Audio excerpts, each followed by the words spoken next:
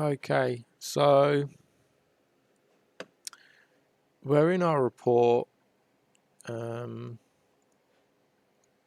just fire the app up again. We need to find Capture app and run it.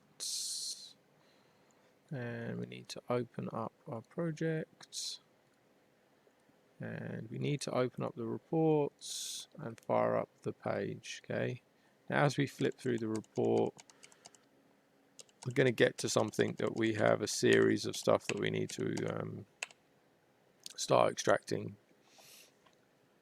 Now, let's say that this was a whole series of stuff, but it's just this. Okay. So for this page, we want to extract those sample IDs. Okay. In our tasks thing, we can define tasks that we want to complete, extraction tasks. And this command entry box is designed to take in a command which will then convert into this top panel and this bottom panel. So this is the tasks, which is the type, subtype and task type with some comments, and then task ranges. So I'll give you an example. So we wanted to extract a drill hole, and it's an air core drill hole, and the way that we're going to extract it is actually, let's do this instead. Let's say we're going to extract some assays, some assay results.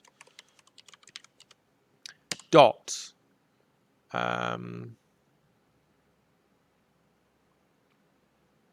samples dot it's a table OCR. So this is a table that we're able to OCR, and we don't have a suffix on the sample IDs, so we could just say none. Okay, and then colon, and then we can say that we go from 17342 dash to 17346, and then we could add a comment here, and we'll process the command. You can see here it's just repeated us back. We've got the task ID, da da da da da da, and down here it just printed out, and it says that it's committed, but it hasn't refreshed in this table. If we just click back on that page, you can now see that it is appeared up here. And if we select it up here, we can see that it's created this task range. It did it when we did it. It's filling a little bit of dummy information in there. But essentially, we have a task of extracting 17342 to 17346. 17342 to 17346 on this page. Their assay results, their samples, and it's a table OCR. So we know what we're expecting to extract, and actually what we will be able to do is we'll be able to turn this information into a list of things to attach the data to. We're going to keep using our DEOs. Nothing about the DEOs is going to change. This is really all about preparing ourselves for which data to extract from the reports, so that we know everything up front, so that we don't extract stuff and then have to delete it or move things around, or we've overlapped, or all of that stuff that we've really been struggling with is what we're aiming to resolve with this app. Now, as I said, it's still a little bit of a work in progress. Happy to take everyone's feedback. I'm actually looking to get everyone's feedback about how we can just fine tune this to be exactly what we need it to be. There's a little bit of work to do, but it's better that we start using it and then refine it, like I've been saying. So at the moment, none of these things like type and subtype and task type, they're not prescriptive. You can put whatever you want, provided you have 4 records with dots in between, 1, 2, 3, 4, in the order of type, subtype, task type, comment. Type, subtype,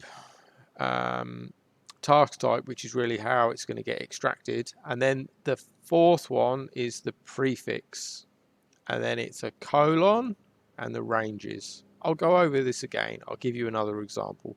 So let's say we found a page and it has some drill collars on there. So we can say that it's drilling, and we can say that they're air core, and we can say that it's from a map, which we're going to have to rectify. And we can say that the prefix for these drill holes is DD. Oh, that's not really very good thing, is it? ACBD. I don't know. I'm just making stuff up. Colon, and we maybe have from hole 1 to 7. And then we can process that command, and it's appeared down here in your thing, and it's showing it up here, but it hasn't refreshed it in here, and we can click on it, and now it's appeared, and we click on drilling, we can see 1 through 7. Now the idea is that we should be able to also do holes 8 through 12 with a comma, and then 14 through 20. I'm not sure if this is going to work, but we'll try it. Okay, click on it, and then if we click on that second one that I just made, if that's the right one, yeah.